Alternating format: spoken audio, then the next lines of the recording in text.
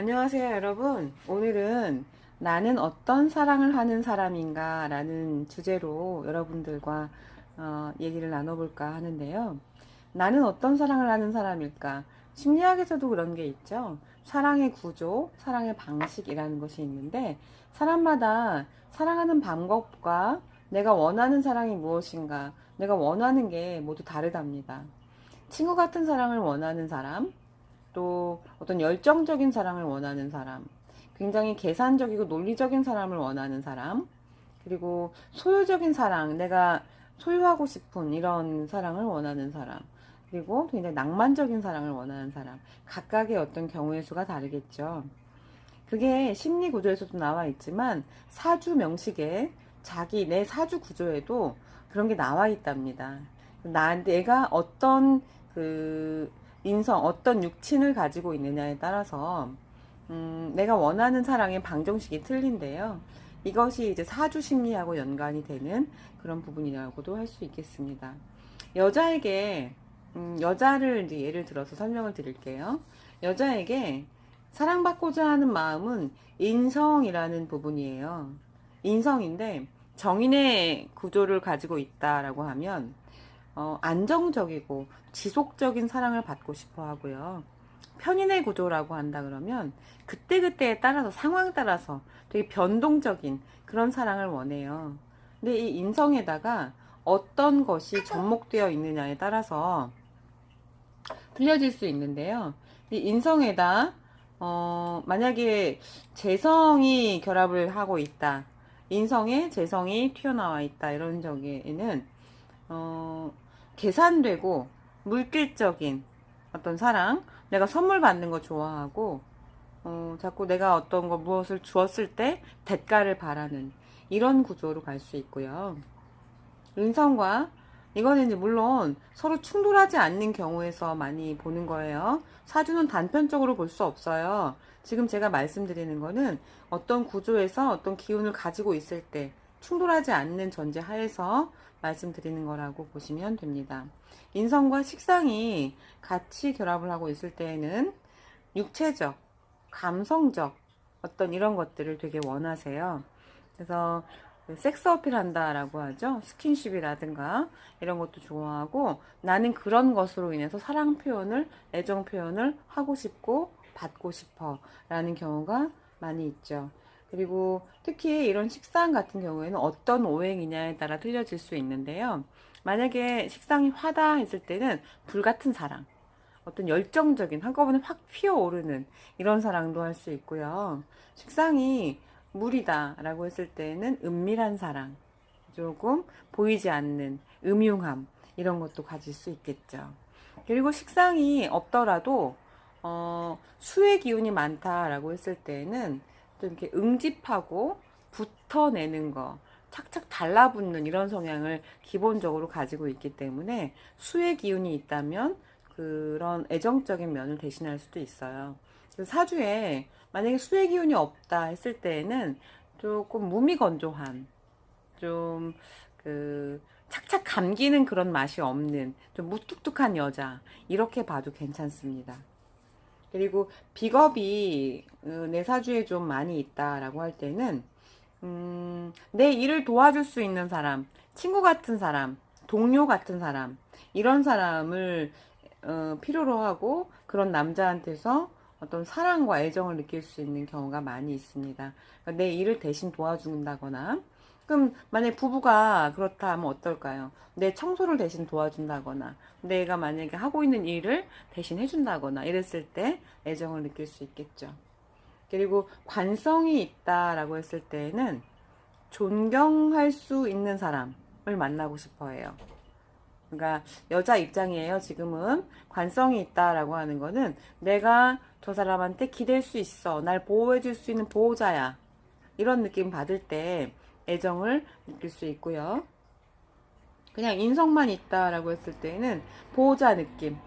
그냥 언제든지 나를 안아줄 수 있는, 언제든지 나를 이렇게 좀 편안하게 해줄 수 있는, 무슨 환경에서라도 나를 이해해 줄 수 있는 어머니 같은, 부모 같은 사랑을 원할 수도 있겠죠.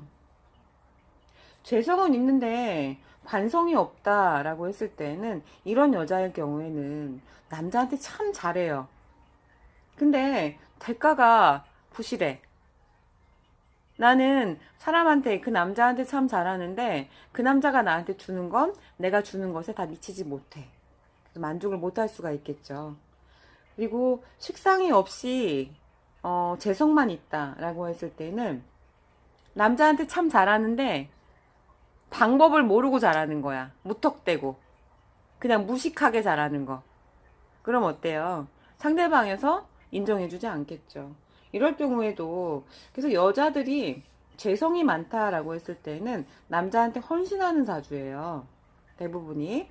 그리고 남자를 잘 만들어내고 다 위해 주는데 이럴 때는 받쳐주는 게 있어야 돼. 근거가 있어야 되고 결과가 있어야 되기 때문에 식과 관을 동반한 재성이 있을 때야 뭔가 완성되는 그런 모습을 보여줄 수 있겠죠.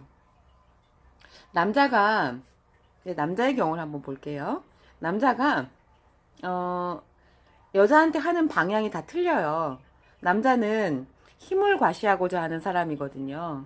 그 힘에는 재력, 정력, 권력 이런 것들이 다 남자가 여자한테 보여주고 싶은 그런 자기 과시 능력인데요. 남자가 그래서 가장 듣고 싶어 하는 말이 당신 덕분에 고마워. 당신 때문에 해냈어. 라는 게 좀, 자신을 띄워줄 수 있는 말들 있잖아요. 그런 말들을 듣고 싶어 한답니다. 남자가 식상생재하는 사람이 있어요. 이런 사람은, 여자들이 좋아하는 남자예요. 여자한테 참 잘해요. 저 사람이 무엇을 좋아하는지 알고, 그거에 대해서 선물을 준비해서 준다든가, 아니면 미리 그 사람의 성향을 파악해서 어떤 분위기 좋은 곳으로 데려간다든가 이런 사람이고 그러니까 잘해주고 대우받고 싶은 게 식상생재형. 그리고 재관형은 재성과 관성을 쓰는 사람은 나의 권력으로 너를 끌어가고 싶어 라는 사람인 거야. 나는 내 가진 권력을 너한테 인정받고 싶어. 이렇기 때문에 좀 폼생폼사의 기질도 가지고 있겠죠. 그리고 여자한테 존경받고 싶어 해요. 존경받고 그걸 이제 사랑이라고 느끼는 거지. 이런 면도 괜찮죠. 이런 사람은 능력이 있는 사람이니까. 근데 문제는 인성이 과다한 사람. 이런 남자들일 경우에는 마마보이 기질이 굉장히 강합니다. 그래서 부인한테도 엄마를 바랄 수 있고요. 나 중심적이에요. 음식을 먹어도 내 입이 먼저이고 내가 먼저인 거야. 그래서 사람 배려하는 게 조금 떨어질 수 있어. 인성 과다의 무식상인 남자들이 특히 더하죠. 이런 남자들은 그 결혼을 해서 보여지는 모습과 결혼 전의 모습이 완전 180도 틀려요. 결혼 전에는 비율을 맞추려고 인정받기 위해서 사람이 떠나면 안 되니까 되게 겁내하면서 잘해줘요.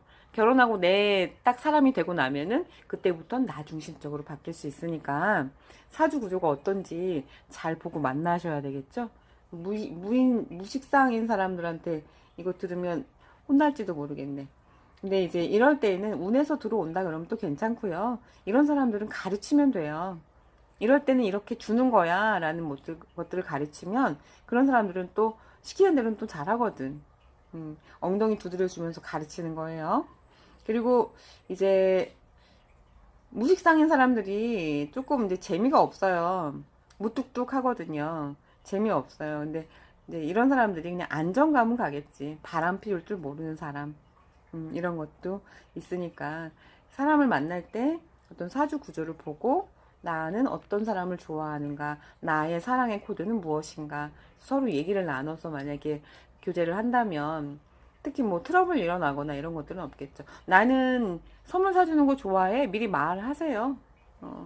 그리고 아니면 나는 내 일을 대신해 주는 걸 좋아해. 나는 스킨십을 좋아해. 이런 것들. 상대방이 어떤 사람일까도 파악할 수 있겠죠. 아, 이 사람이 뭘 좋아하겠구나. 라는 거. 이런 것들을 파악한다면은, 서로 간에 더 좋은 관계를 유지할 수 있는 그런 구조를 만날 수 있고요. 그리고 궁합도 그렇게 보는 거예요. 그래서 내가 원하는 것과 그 사람이 원하는 것이 일치한다 하면은 굉장히 잘 맞는 구조로 갈 수 있고, 아니다 라고 했을 땐 맞춰 나갈 수 있는 거. 이게 이제 사주를 보는 이유고 지혜라고 볼 수도 있습니다. 지금 육친에 관해서 계속 여러분들께 말씀을 드리고 있는데요. 육친이라는 것들, 그리고 사주 그 8글자 안에는 굉장히 많은 것들이 들어있어요. 내가 연, 월, 일, 시를 보면서 사회적인 공과 그리고 내 가족적인 것, 개인적인 것, 내 미래적인 것들, 이런 것들을 읽어내는데 아주 많은 그런 비법들이 들어가 있거든요. 여러분들하고 하나하나씩 다 말씀을 드려볼 거고요. 저는 이제 고전에 대해서도 한번 여러분들께 말씀을 드리고 싶어요. 난강망이라든가 어떤 명리신탐이라든가 적천수라든가 이런 고전들이 굉장히 많거든요. 여러분들이 쉽게 접하지 못하는 부분들을 제가 쉽게 풀이해서 하나씩 올려드릴 생각이에요. 그러니까 꾸준하게 들으시면 아마 도움이 되지 않을까 싶습니다. 오늘 여기까지 할게요. 감사합니다.